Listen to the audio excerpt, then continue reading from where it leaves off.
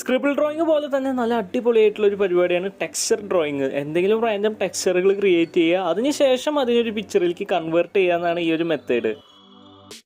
ഇതുവരെ നമ്മൾ ചെയ്ത എല്ലാ ടെക്സ്ചർ ഡ്രോയിങ്ങും ഒറ്റ മിനിറ്റിൽ കാണണമെന്നൊരു ആഗ്രഹം തോന്നിയപ്പോഴാണ് ഇതുപോലൊരു വീഡിയോ എഡിറ്റ് ചെയ്യാമെന്ന് പ്ലാൻ ചെയ്തത്.